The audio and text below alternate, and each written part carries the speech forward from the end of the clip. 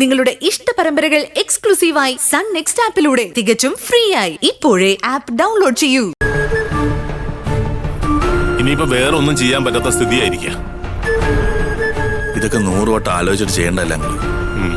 ഇനിയിപ്പോ പറഞ്ഞിട്ട് കാര്യമില്ലല്ലോ സേതു. നമ്മളെല്ലാം അനുഭവിക്കാൻ വിധിക്കപ്പെട്ടത് അനുഭവിച്ചല്ലേ പറ്റൂ. നിങ്ങൾ അകത്തേക്കോ. അതെ ദേവാ, പൂജ ഇവിടെ അറിയത്തില്ലായിരുന്നു, അതുകൊണ്ട് കാർ ഇങ്ങോട്ട് ഇറക്കിയത്. ഞാൻ മാറ്റിട്ട് വേണം. ഞാൻ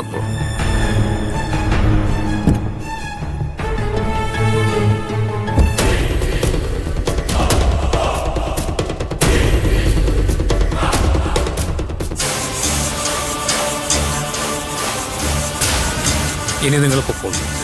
ശരി സാർ.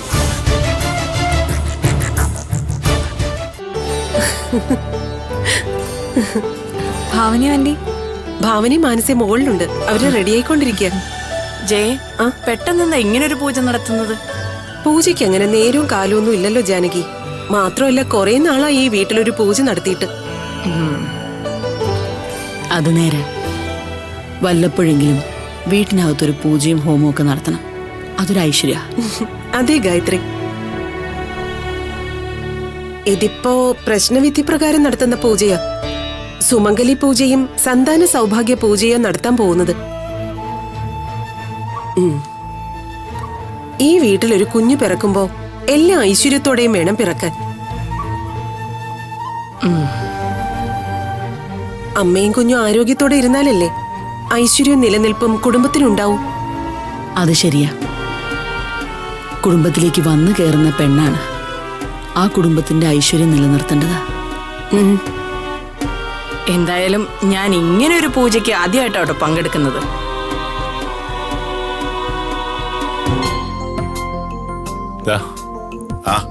ജയ നല്ല തിരക്കിലാണെന്ന് തോന്നുന്നു.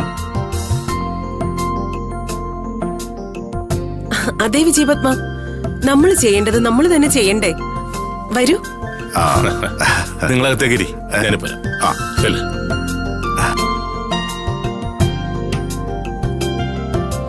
ഇരിക്കെ, ഞാൻ കുടിക്കാൻ എന്തേലും എടുക്കാം. അല്ല, ഇരിക്കെ. വേണ്ട, കഴിച്ചിട്ട് ഇറങ്ങിയതിപ്പോ. കുറച്ച് കഴിഞ്ഞ് മതി. അമ്മേ, ഞാനൊന്ന് ഭാവനെ കണ്ടിട്ട് വരാം. ഞാനും വരാച്ചി. മായേ, അവരോട് വേഗം റെഡിയായിട്ട് താഴോട്ട് വരാൻ പറയട്ടോ. ശരി ആന്റി. എന്റെ സഹായം എന്തെങ്കിലും വേണോ ജയേ? ഏതാണ്ട് എല്ലാ ഒരുക്കങ്ങളും കഴിഞ്ഞു ഗായത്രി. ഇനി തിരുമേനിയുടെ ജോലികളേ ഉള്ളൂ. ഒന്നങ്ങോട്ട് വന്നേ. വന്നേ ജയ്, ഇപ്പൊ വരാട്ടോ.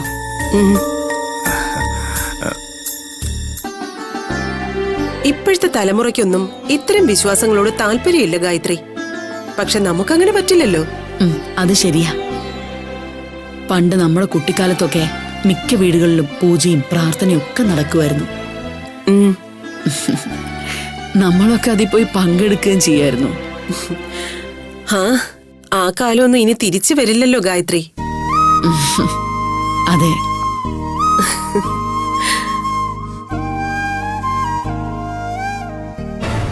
എങ്ങോട്ടാ കൊണ്ടുപോകുന്നത്? എന്താ ജാനകി? പാപ്പേട്ട, ഈ പൂജ നടത്തുന്നതിന്റെ പിന്നില് എന്തോ ഒരു വലിയ ഗൂഢാലോചന നടക്കുന്നുണ്ട്. ഗൂഢാലോചനയോ? അതെ, നീ വെറുതെ ആവശ്യമില്ലാത്തൊന്നും ചെയ്യാൻ നിൽക്കണ്ട. ഇതങ്ങനെ നിസ്സാരമായിട്ട് തള്ളിക്കളയാനുള്ളതല്ല പപ്പേട്ട. അത്രയ്ക്ക് സീരിയസ് ആണോ? അതെ പപ്പേട്ട, ഇവിടെ നടക്കാൻ പോകുന്നത് സുമംഗലി പൂജയും സന്താന സൗഭാഗ്യ പൂജയും ആണെന്നല്ലേ ജയനിർമ്മല പറഞ്ഞത്.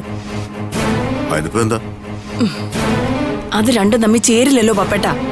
ഭാവനയ്ക്ക് സുമംഗലി പൂജയും മാനസയ്ക്ക് സന്താന സൗഭാഗ്യ പൂജയാണെന്നല്ലേ അതിന്റെ അർത്ഥം. മാനസയാണല്ലോ ഇപ്പൊ ഗർഭിണി. അപ്പൊ സന്താന സൗഭാഗ്യ പൂജ അവളെ കൊണ്ടല്ലേ ചെയ്യിക്കേണ്ടത്. അത് നേരാണല്ലോ. ഞാൻ അത്രയ്ക്ക് അങ്ങോട്ട് ചിന്തിച്ചില്ല. ലക്ഷണം കണ്ടിട്ട് മാനസ ഇവിടെ സ്ഥിരമായിട്ട് പ്രതിഷ്ഠിക്കാനുള്ള ബുദ്ധിയാണെന്നാ തോന്നുന്നത്. അതിന് സൂര്യ കൂടി സമ്മതിക്കണ്ടേ? പപ്പേട്ട, മാനസയുടെ പ്രസവം കഴിയുന്നതോടെ ഇവിടെ എന്തെങ്കിലുമൊക്കെ നടക്കും. അതിനുള്ള മുന്നൊരുക്കവാ ഈ നാടകം. ജയ എന്തൊക്കെ നാടകം കളിച്ചാലും മാനസ പ്രസവിക്കുന്ന കുഞ്ഞ് ഭാവനയുടെ സൂര്യയുടെ ആണല്ലോ. ആ ഒരു ധൈര്യം മാത്രമേ ഭാവനയ്ക്കുള്ളൂ. ചിലപ്പോ ഇതൊക്കെ നമ്മുടെ തെറ്റിദ്ധാരണയാണെങ്കിലോ? എന്തോ എനിക്കിതൊന്നും അത്ര നല്ല ഏർപ്പാടായിട്ട് തോന്നുന്നില്ല പപ്പേട്ട.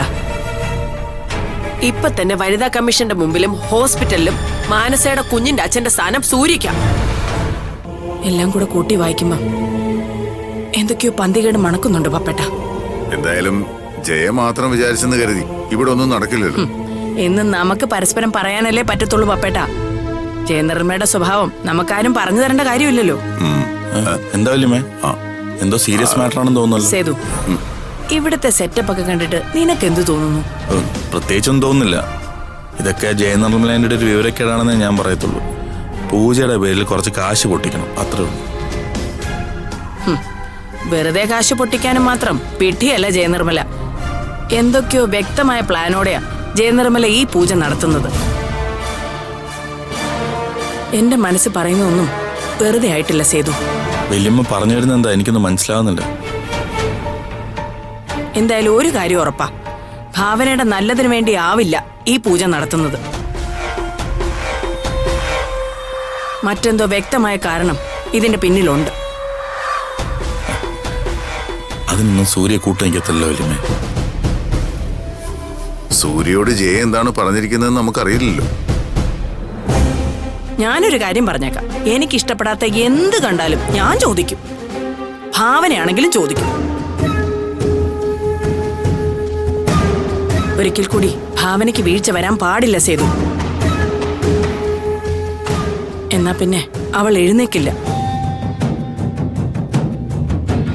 നമുക്ക് വലുത് ഭാവനയുടെ ജീവിതമാ. പപ്പേട്ട, അങ്ങോട്ട് ചെല്ലാം. നമ്മൾ ഇവിടെ സംസാരിച്ച് നിൽക്കുന്നത് ജയനിർമ്മല കണ്ട പ്രശ്നമാ. സംശയം തോന്നും. വാ, വാ, വാ.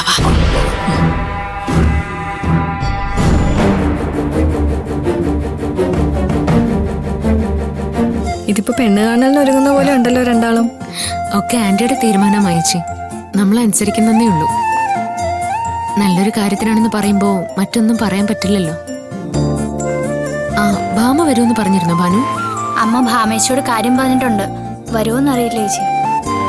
അംബാലിക ആന്റി അവിടെ ഇല്ലാത്തതുകൊണ്ട് മിക്കവാറും ഭാമ വരില്ലായിരിക്കും. അല്ലെങ്കിലും അവളിപ്പോ അധികം യാത്ര ചെയ്യാതിരിക്കുന്നതാ നല്ലത്. മാനസയുടെ അതേ അവസ്ഥയാ ഇപ്പൊ ഭാമയ്ക്കും. ആന്റി അവിടെ ഇല്ലാത്തതുകൊണ്ട് ഭാമേച്ചി ഒറ്റയ്ക്ക് നല്ലതുപോലെ ബുദ്ധിമുട്ടുന്നുണ്ടാവും ചേച്ചി. മോളെയും നോക്കണ്ടേ? മോളൊന്ന് അവളോട് വിളിച്ചു പറ വീട്ടിൽ വന്ന് നിൽക്കാൻ. ഞാൻ ഇനി ഒന്നും പറയുന്നില്ല മായച്ചി, അവള് തന്നെ തീരുമാനിക്കട്ടെ. ആന്റി ദേശാടനമൊക്കെ കഴിഞ്ഞിനി എന്ന് വരുമെന്ന് ആർക്കറിയാം. അതുവരെ അവളവിടെ കഴിയുമെങ്കിൽ കഴിയട്ടെ. ആ, പിന്നെ അഭിയാരന്ധതി ഉണ്ടല്ലോ, എന്തെങ്കിലും കാര്യമുണ്ടെങ്കിൽ അവര് വിളിച്ചോളും. ഭാവന, അവിടെ താഴെയെല്ലാം ഓക്കെ ആണെന്ന് തോന്നുന്നു. നമുക്ക് അങ്ങോട്ട് പോവാം. ആന്റി വിളിക്കാന്നല്ലേ പറഞ്ഞത്? വിളിച്ചിട്ട് പോയാൽ മതി. മായേച്ചിക്ക് എല്ലാരും അടുത്തുണ്ടാവുന്നതാണല്ലേ ഇഷ്ടം? അതെ മനസ്സ്, മായച്ചി അങ്ങനെ തന്നെ. ഒന്നാമതേ ഭാവനേച്ചി കാശ് കൊടുത്ത് പറ്റിച്ചെന്നുള്ളൊരു ചീത്ത പേര് നിനക്കുണ്ട്. അതിന്റെ കൂടെ താൻ അവിടെ പൂജയ്ക്ക് പോവാതിരിക്കുന്ന നല്ലത്. ആന്റിയല്ലേ തന്നോട് പൂജയ്ക്ക് പോവാൻ പറഞ്ഞത്, അല്ലാണ്ട് ഭാവനേച്ചിയോ ജയനിർമ്മല ആന്റിയോ പറഞ്ഞില്ലല്ലോ. അമ്മ മാത്രമേ പറഞ്ഞുള്ളൂ. ചേച്ചി പറഞ്ഞിട്ടാവും അമ്മ വിളിച്ചു പറഞ്ഞത്. ഭാമേ, ഞാൻ പരാതിയായിട്ട് പറഞ്ഞതല്ല, ഒരു യാത്ര ഒഴിവാക്കാൻ വേണ്ടി പറഞ്ഞേ ഉള്ളൂ.